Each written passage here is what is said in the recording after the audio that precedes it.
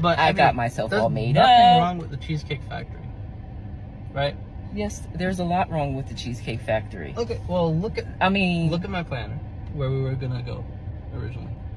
See, now that's where we should have went. All right there. Call him. No. What do you mean no?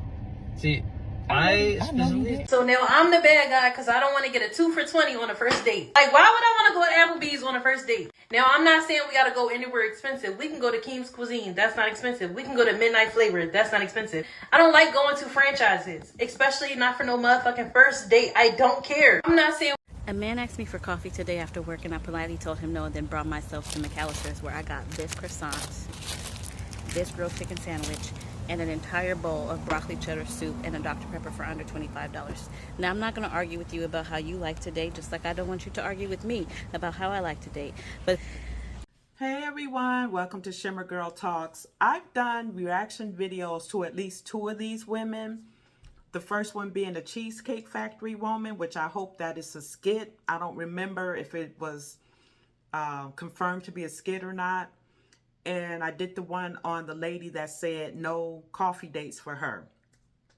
Now, obviously, everybody is entitled to their standards, but I just wish that more women will acknowledge that sometimes those standards will keep them single longer than they have to be, or put them in a place where they would never get married.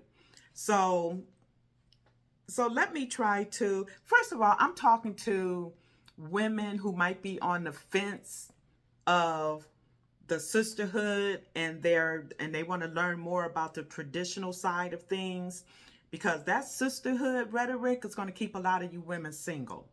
So I would like to discuss this from which I don't think I've done it in my videos before. This is poverty mindset.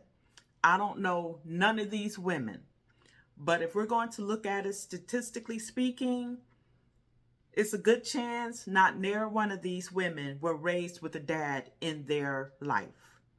Because little girls who grow up with a loving father in the home, their biological father, typically, they don't seem to have all of these demands about where a man can take them or not take them. Women who grew up with a dad in their life, the ones that I observed growing up, I didn't grow up with a father in my life, but growing up with the dad in their life, their main concern and focus was on vetting a man towards marriage. These women and women like them, they're more concerned about what they can get out of a man. They're not interested in moving towards marriage or getting to know a man based on marriage or not. Now, I don't know if I got it in the little clip that I posted, but the Cheesecake Factory lady, she told that man that it is his job to cherish her and protect her, etc., etc. This is allegedly their first date. And when he said to her, you know what, I respected your boundaries when you didn't invite me into your home. And she was like, well, duh, because I don't know you. Okay, you don't know him, but you're expecting him to cherish and protect you? So ladies, let me tell you who's supposed to cherish and protect you. Not the man who's taking you out on a first date. That's your dad's job and that's your husband's job. There are no in-betweens. Now, obviously, if it's a boyfriend and you guys are working towards marriage, okay.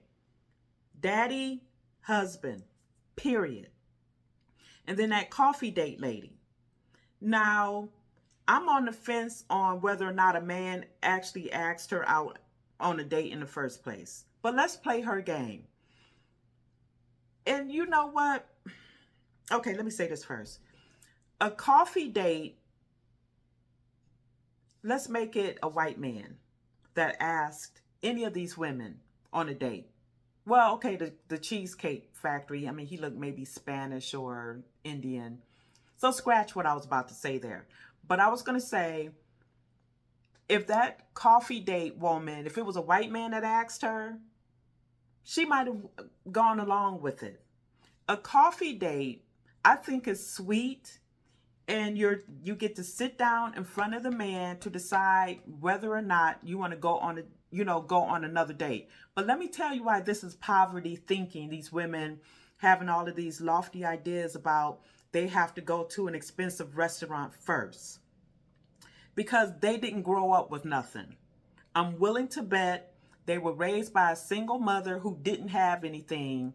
And so now that they're adult women, they want to put the focus on a man giving her everything before he even gets a chance to know if he wants to be with her or not, and vice versa. So what it ends up being is these women using these men to discard them later because they're not with these men for the right reasons to begin with. So going back to poverty mindset, imagine a little girl, if you will, growing up in the house with her daddy, and he's cherishing her, he's pampering her, he's financially responsible for her. She's not going to grow up. Okay, she's going to grow up, like I said, looking for a man who is going to be a good husband to her. It's a way that I want to word this, but I can't articulate it the way that I would like to articulate it. But bottom line, these women are speaking from a place of having been in poverty. They had a single mother, and again, I don't know these women, but they had a single mother who could not give them the necessities or wants of life. And so now, they're, and the irony of these women who, talk like, they're bosses and they don't need a man, but they still be wanting these men to spend a lot of money on them and treat them like they're a wife, even though they're not a wife yet. And I've used this example before. One of my cousins, she grew up with her dad, her late father, my uncle. And I remember when we were in our 20s and I went to her house one day. We were about to go hang out or whatever. But before we could go hang out, her dad was in the backyard washing her car. And this is something that a lot of us as Black women, we did not get this growing up from a dad. And so, and you might be like, washing a car? I mean, but think about it. So many Black women want this pampered, soft life with random men because they didn't get it from a father. And so, like I'm saying with these women who get on TikTok and whatnot, talking about where a man can't take them for a first date. Another thing is they be fronting and stunting online for other women, because a lot of women are in the same boat with them, hoping, dreaming, and praying for this prince of a man who makes $500,000 a year, even though she's got 2 kids by 2 different men, and she might be on the fluffy side, but she's expecting, a man that would never look at her twice. And women are feeding off of each other for that. Women don't want to be average with an average man. They be average. I'm average, married to an average man. I think he's handsome. Hey, honey. But that's why Kevin Samuels blew up with his average at best comment. Because women have been sold this lie that they can be Lizzo and still get, who's that Captain America guy that she was chasing after? And she's lost a lot of weight. I'm aware of that. But somebody had gassed up her head to where she thought that she can approach that man for a date. Women be gassing up other women's heads to make them feel like they deserve more than they actually do. And I'm not saying that you don't deserve anything, but some of you have to be realistic. You're not being realistic, and that's what people are calling out. And if I didn't make this point already, the women that I know who grew up in a home with their father, they don't be getting on TikTok talking like this. Dollar to donuts. If you were to poll all of these women who get on TikTok talking about a man can't take them to Applebee's, Cheesecake Factory, or a coffee date, I bet they didn't have a father in their life and they were raised by a single mother. Bet, bet, bet. I'm almost 99% sure that that's the case. And because it's coming from a place of dreaming and hoping, and again, poverty mindset. Single mother, I don't care what these single mothers say when they get online, because if you notice, every single mother online are 100K a year making women with condos and trust funds for their children, every last one. I just watched a Kendra G video of this combative woman who said the 3 men in her life, what are the odds, made $250,000 a year. What are the odds? So, and if I remember, I'll try to put that in the description box. You know, I was going to do a reaction video to that, but it's been so many different reaction videos to that. So the bottom line for this particular video is these unrealistic expectations from a lot of these women. It comes from having a poverty mindset. They themselves are probably not even making 50K a year. And they want, you know, they want something that may be out of their league, or they don't want to build up to it. And the sisterhood helps keep these women single. Because when I did a video the other day, and I did a reaction to a comment that I got where this woman said, another woman telling black women to build. I already did a reaction video to that.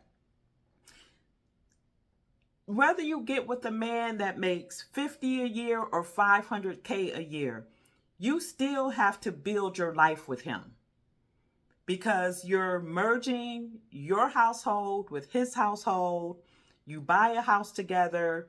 You still have to find out each other's idiosyncrasies and, you know, living with each other and, you know, all of that type of stuff. Black women are not being taught how to move towards being a wife.